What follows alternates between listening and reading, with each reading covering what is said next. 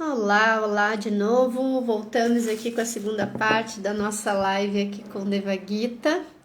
Vamos ver se agora a internet, o Insta, se eles colaboram conosco. Queridos, queridas que já estavam aí, obrigada por voltarem. Vamos sustentar aqui as energias para que a gente possa conversar sobre esse tema. Olha só a escassez aqui que estamos criando de sinal de internet. Ai, ai, ai. Vamos permitir que essa energia circule, que afinal de contas, né? É um bem que nós precisamos e que nos apoia, nos ajuda aqui no nosso dia a dia. Deva entrou, vamos de novo aqui. Vamos ver. Ai, tá dando que Devagita. Vamos ver se vai dar certo. Vamos ver, Deva, deu certo aí de você receber o convite? Aí, pronto. Só desconectou do meu fone aqui, deixa eu ver. Agora aqui para mim fica parecendo que você que tá rodando aí. Tá meio doida essa internet, né? Deixa eu ver aqui. Mas vamos adiante aqui, vamos buscar estabilizar esse campo para a gente poder falar com tranquilidade.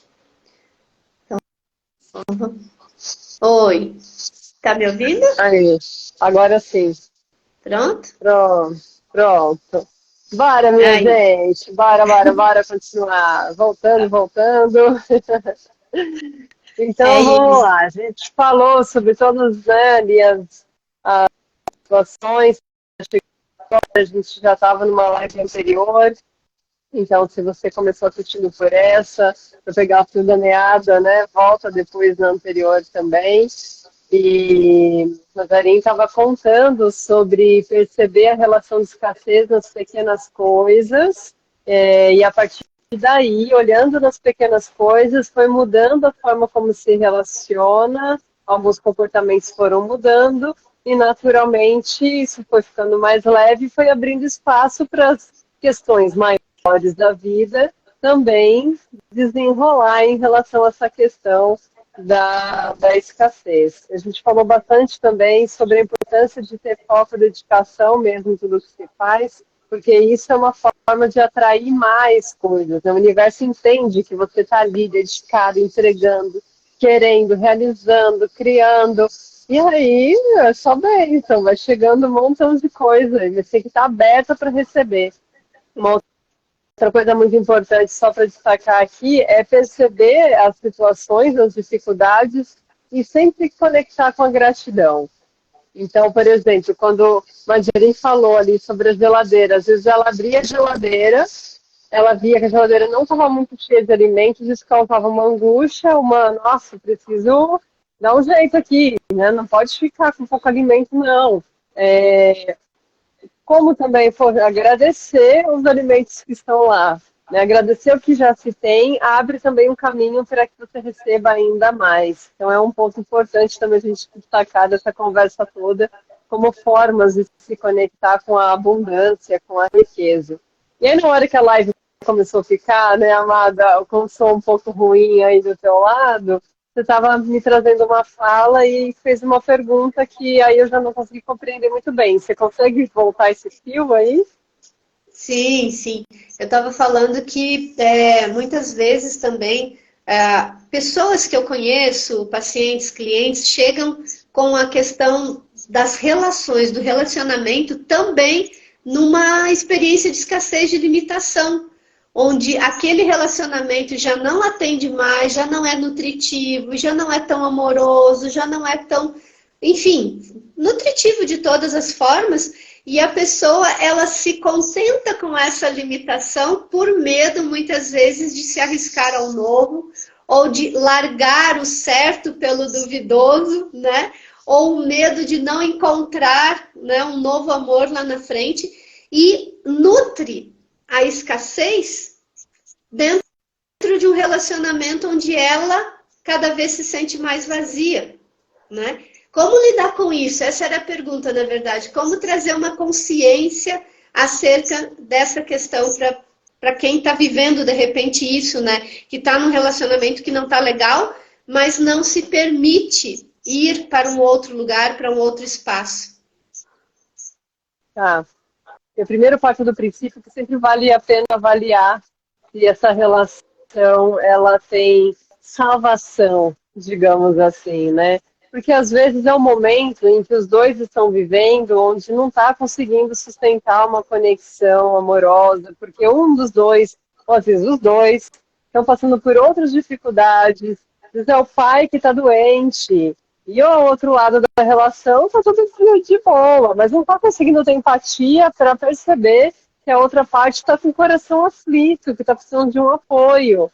Então, eu acho que vale muito a pena sentar para sentir, né? Silenciar realmente sentir. Tenho interesse em fazer essa relação ainda dar certo? Se eu tenho esse interesse, então eu vou sentar, vou conversar de coração aberto com essa outra pessoa com quem eu me relaciono.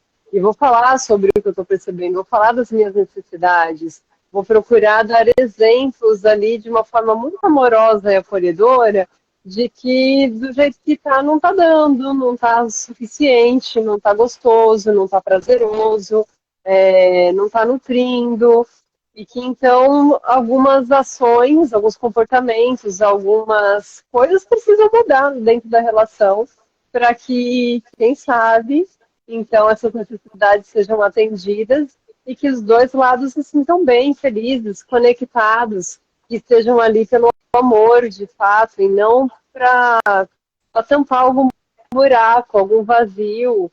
Porque no meio dessas experiências de refletir sobre o relacionamento, a gente conhece muito sobre nós mesmos. É nessa hora que a gente percebe se a gente está com alguém por conta de medo de ficar sozinha, porque um dia foi abandonado, então vai lá e fica fazendo de tudo para agradar o outro, para não ser abandonada, porque foi uma dor horrível, não quer passar por isso de novo. Mas aí fica empurrando o relacionamento com a barriga, que ao invés de estar agregando no seu crescimento como ser humano, só está te mantendo presa a uma ferida. E aí, enfim, esse reflexo ele vai se repetindo em várias áreas. É uma escassez de amor.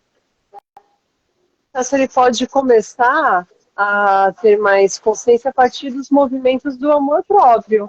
Então eu vou me amar mais. Como que eu vou me amar mais? Eu vou observar o que eu sinto vontade de fazer por mim. Eu estou me dando lazer suficiente? Eu estou me dando tempo de estudo para minha evolução? Eu estou me dando um tempo de qualidade para aquilo que me dá prazer? Seja fazer crochê, seja cuidar das plantas no jardim, seja sair para uma aula de dança, seja ter uma relação sexual com orgasmos maravilhosos. O que me dá prazer? Quais são coisas que eu faço que, uau, tá gostoso viver? E se não tem isso, como é que você vai querer viver isso a dois se sozinha você não encontra, né? Ou sozinho não encontra alguns aspectos da vida que proporcionam, então, essa relação de prazer. E aí, quando se identifica essas coisas, quando se tem mais consciência do que está travando a comunicação dentro da relação, o que está travando a relação com o prazer dentro da relação, aí dá para se aprofundar numa conversa e ir fazendo algumas práticas mais direcionadas para se atingir o resultado esperado. É o prazer sexual? Parece que não conhece o meu corpo, não sabe muito bem como fazer. Eu conheço o meu próprio corpo para poder orientar ou não. Então, são algumas fases ali para que os dois também consigam entrar nesse espaço de maior conexão para o prazer. E, às vezes o prazer sexual está super fluindo, bem, maravilhoso, gostoso, mas é só isso também a relação, né? Se for falar sobre qualquer coisa mais profunda da vida, não rola o diálogo, crise financeira, mas o orgasmo gostoso está lá, está garantido. Então também tem um equilíbrio nessa relação para que ela possa se sustentar e continuar crescendo.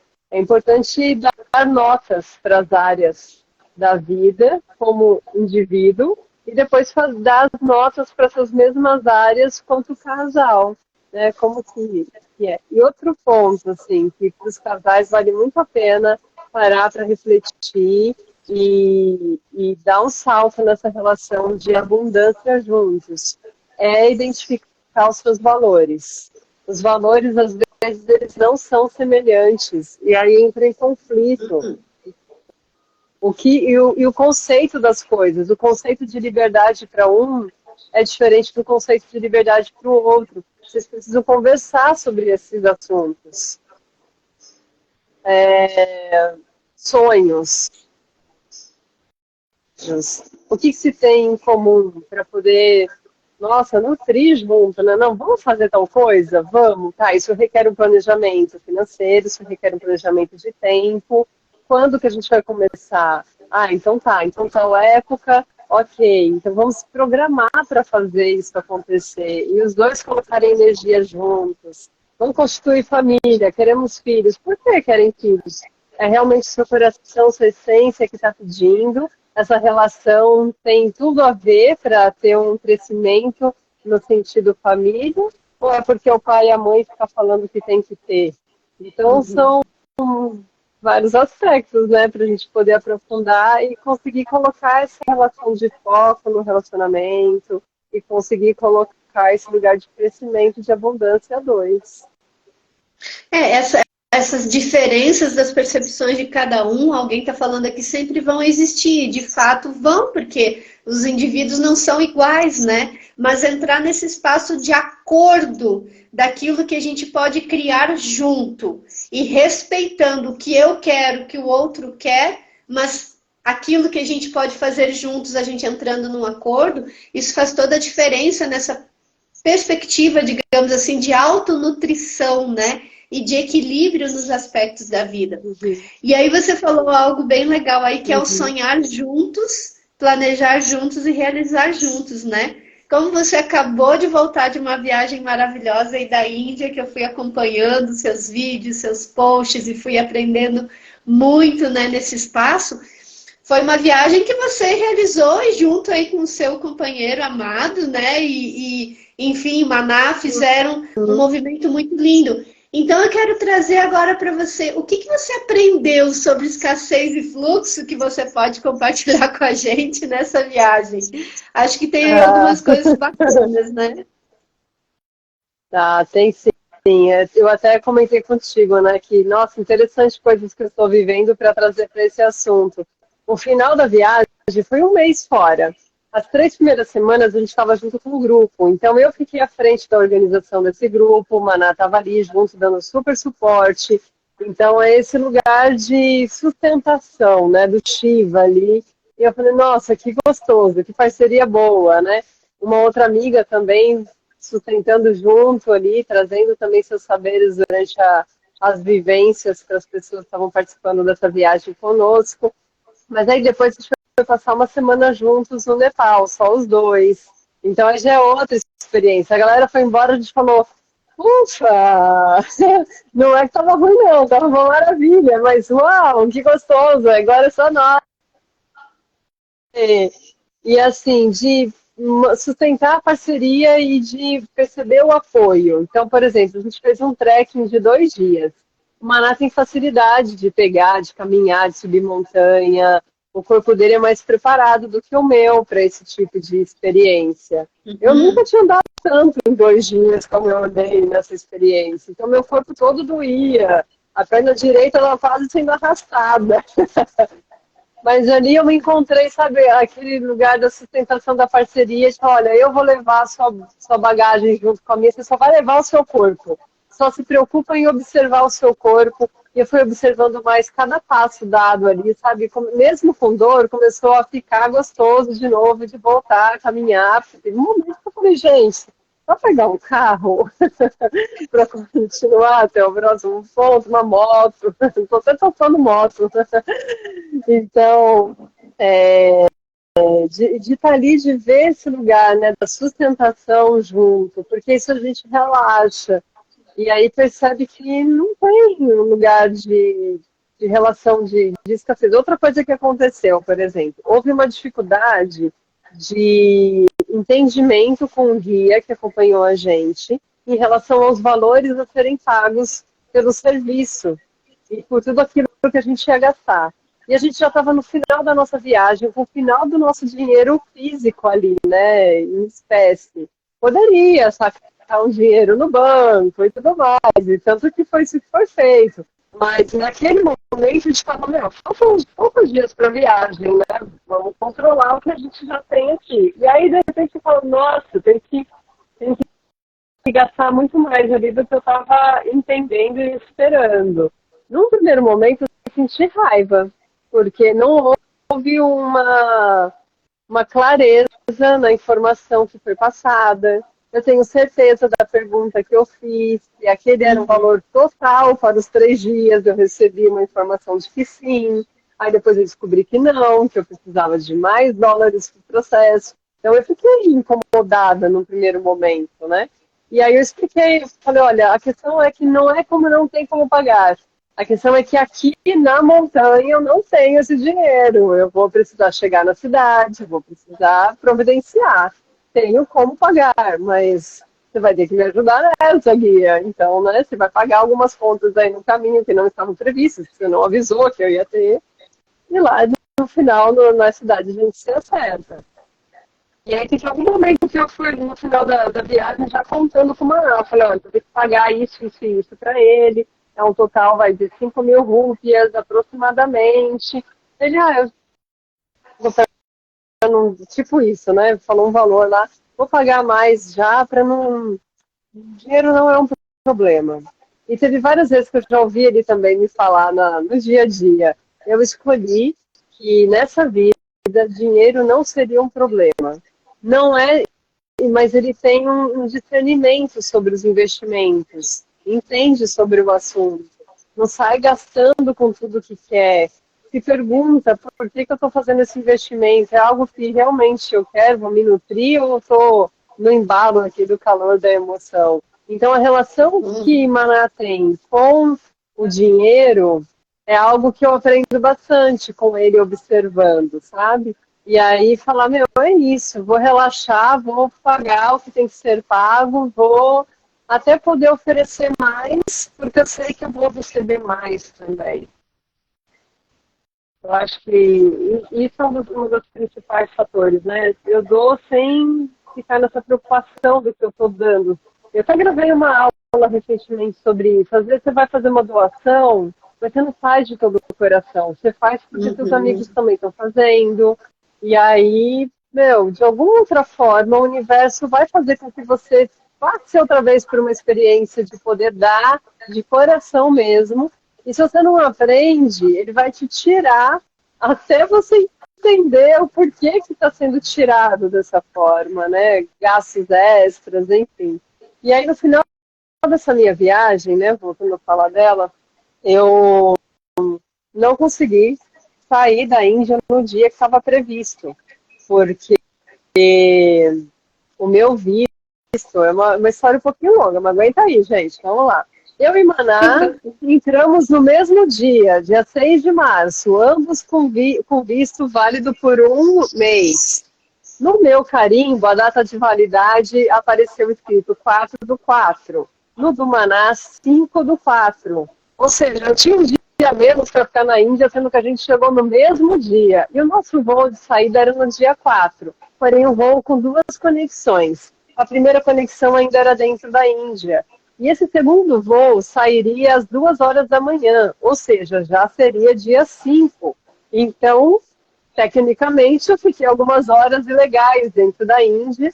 E aí a companhia aérea não me deixou embarcar, falando que isso não seria possível, que eu ia ter problemas em Mumbai e que eu tinha que resolver em Delhi, registrando um formulário de pedido de extensão do meu visto por mais 2 dias. Só que no meio disso, e minha passagem aérea, como é que fica, né?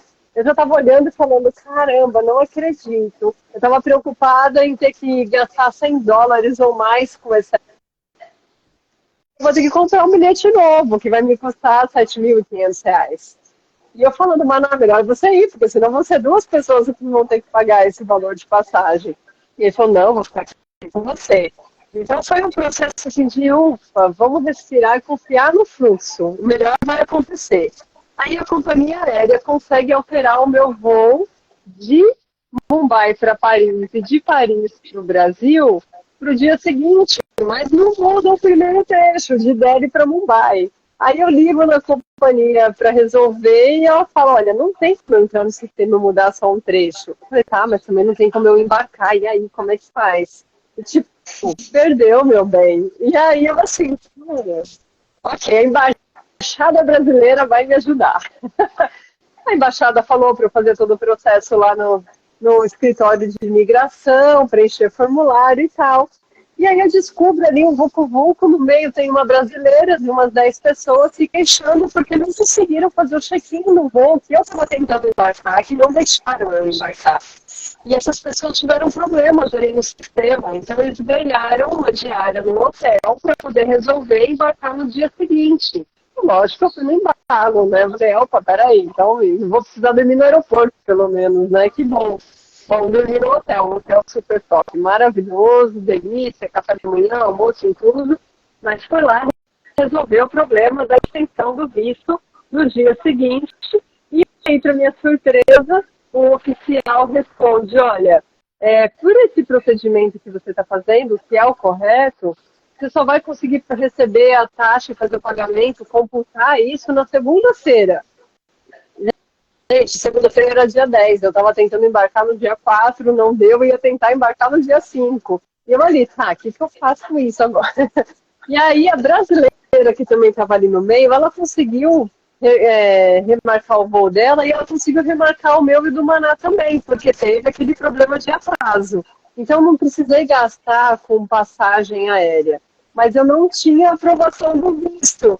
E aí, como ir embora? Aí o cara olha e fala, não, mas isso aqui que aconteceu, ok, eu compreendo, foi uma data errada, mas está feito, não tem o que se fazer. E o fato é que agora a gente pode resolver isso direto no aeroporto. Como assim direto no aeroporto? Porque tem só um dia, embarca, em Mumbai você resolve. E aí foi isso que aconteceu. Só que a primeira companhia aérea não me deixou embarcar. No segundo dia, quando tudo aconteceu de forma ok, esse trecho interno foi para uma outra companhia aérea, que foi super de boa, foi tudo muito fácil. E a gente até assim, falei, caramba, tá dando tudo muito no dia anterior, preocupado. Na hora que a gente resolveu relaxar e perceber os aprendizados também de ficar lá, de se permitir receber, de ficar mais um dia na Índia, de perceber a minha necessidade de controle o tempo todo, de tudo que estaria acontecendo. Eu achei e as coisas começaram a super fluir. Quando cheguei em Mumbai, teve o problema do visto. O do Maná não teve. Então, se aquela companhia aérea tivesse me liberado, não tivesse me segurado na hora que eu tentei embarcar, teria dado certo também. E aí, por fim, eu paguei uma taxa por ter ficado um dia a mais e deu tudo certo. Me liberaram, foi ali um pouquinho tenso na hora de não saber se ia dar tempo com o horário, mas super fluiu com facilidade. Era só relaxar e entrar no fluxo, deixar a coisa acontecer, sabe? E não se preocupar com como é que eu vou fazer agora? Isso que eu não estava lamentando por ter que gastar o dinheiro. Eu estava preocupada se eu deveria ou não fazer aquele movimento, se aquilo ia dar certo ou não. Eu tinha, por exemplo, como comprar uma passagem nova. Só que essa passagem nova, naquele dia que eu ia conseguir sair com visto, além dela ter esse custo, depois eu descobri que eu ia ficar presa no aeroporto de Nova York porque eu não ia ter visto para um outro trajeto. Então, assim, as coisas foram acontecendo com muita guiança mesmo, sabe? E sem me deixar tomar qualquer passo, alguma atitude que seria ainda mais prejudicial. O melhor de tudo foi descobrir que era só relaxar e confiar. E realmente, assim, as coisas fluem e dão certo. Então, eu tive um custo de $100 no fim das contas, só para ter uma ideia. Não paguei excesso de bagagem, ainda fiquei um dia num hotel legal. Então, de tudo isso que você trouxe, que, né, você está resumindo, porque imagina sentir todos esses processos aí no dia a dia, não deve ter sido fácil. Mas qual foi o principal aprendizado, digamos assim, que você teve disso tudo?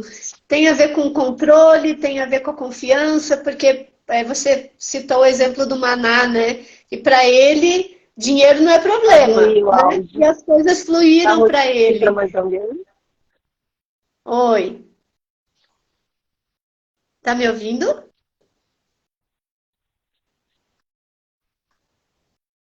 Gita, tá me ouvindo? Queridos que estão aqui conosco, vocês Pode estão não nos estar ouvindo? bom. Eu acho que o principal aprendizado é relaxa e confia. Relaxa, relaxa e confia. Confia. Tá ali, tá aberto.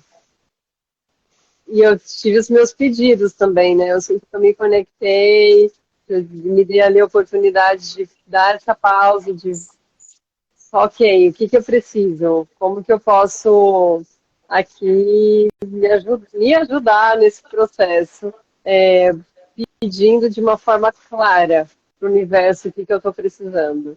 Então, teve Uhum, esse lugar uhum. de exercício da fé também, que é um outro ponto importante, assim, que eu entendo dentro da vivência, como as coisas aconteceram. Então, relaxa, confia, e esse confia está relacionado a ter fé.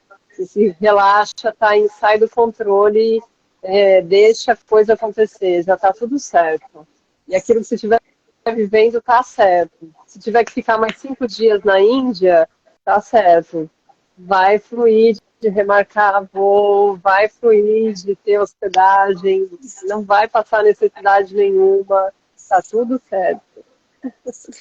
Tem a ver muito com esse espaço de aceitação, né, Gui, do dia a dia, das coisas que acontecem no nosso dia a dia, a gente aceitar que há uma razão maior por trás daquilo, né?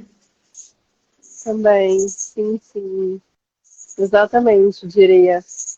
E se permitir aprender com cada questão vivida, né?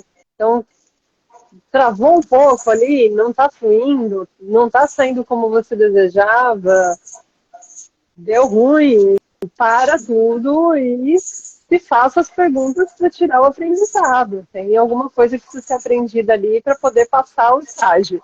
É tipo um joguinho de videogame, né? E você passa de fase. É isso. Já ganha E também estrelinhas. disso tudo que a gente falou, né, já nos encaminhando aqui para a gente finalizar esse papo de Errado. hoje aqui, eu percebo assim, né, aqui, ó, aceitar, acreditar na provisão divina sempre, né, exatamente isso, Israel. Acho que um ponto, um resumão das duas lives, Guita, resumão das duas Sim, lives. Daquilo que eu trouxe, né? E depois eu vou passar para você daquilo que você trouxe. Então, do que eu trouxe, acho que é muito essa autoobservação de para onde eu estou olhando, para aquilo que está pouco ou para aquilo que eu tenho, né? E aonde eu coloco o foco, colocar a gratidão. Ou seja, obrigado por aquilo que eu já tenho, né? E daquilo que eu não tenho, desde já eu começo a agradecer, porque já já vai chegar, já já vai sim, aparecer, já já vai se manifestar. É esse espaço de confiança, de fé, né? Do se entregar para que algo ali na frente realmente se manifeste de acordo com o que a gente deseja, né?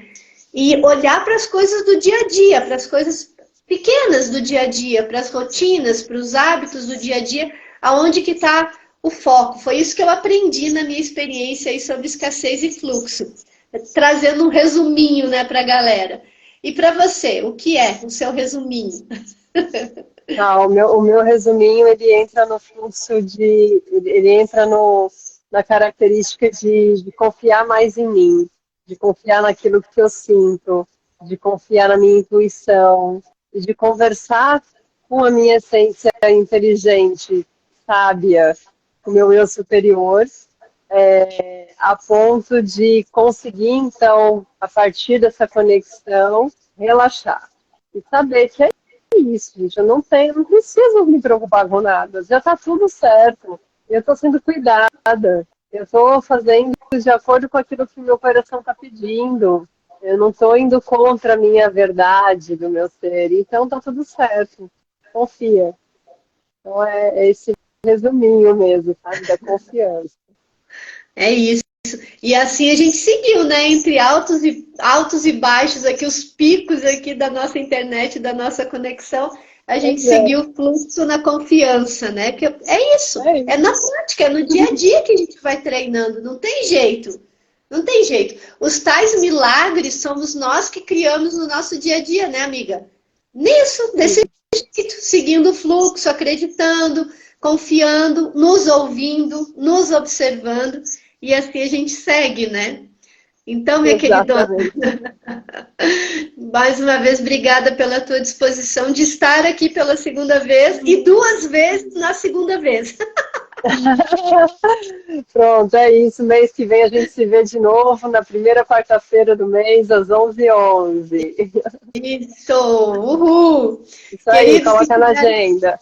coloca na agenda, vocês que estiveram aqui conosco, né? A Guita volta uma vez por mês aqui sempre conversar conosco dentro do programa de autoconhecimento, autodesenvolvimento e espiritualidade que a gente traz aqui, um programa gratuito aqui no Ser Mais Você. Então basta você escolher acessar esse conteúdo para expandir a sua consciência sobre os mais variados temas que a gente tem trazido aí. E hoje foi sobre fluxo e escassez. Então, foram duas lives. Ó, tem duas lives, vai ficar uma grudadinha na outra aí. Então, assista, né? Se permita olhar para esses espaços que a gente trouxe de consciência e principalmente olhar para si próprio, né, Guita? Olhar para o seu sentir, olhar para o seu coração, para aquilo que te nutre, para aquilo que te faz bem e sair do controle. Escolher sair do controle e deixar que o fluxo te conduza. Querida amada, muito obrigado mais uma vez. Gratidão Eu por você estar. agradeço. Deixo o convite para quem quiser aprofundar um pouco em experiências corporais para poder compreender mais sobre si, fazer uma imersão, que esse mês vai ter uma primeira versão online. Então vai ser uma quinta e uma sexta-feira à noite, dia 27 e 28 à noite. E depois no final de semana, 29 e 30, sábado e domingo, manhã, tarde e noite, com diversos exercícios e práticas que você pode ir colocando no seu dia a dia aí na vida, como práticas semanais, às vezes diárias, para que você possa ir aprofundando nesse conhecer sobre si, de tudo isso que a gente falou hoje aqui, e muito mais.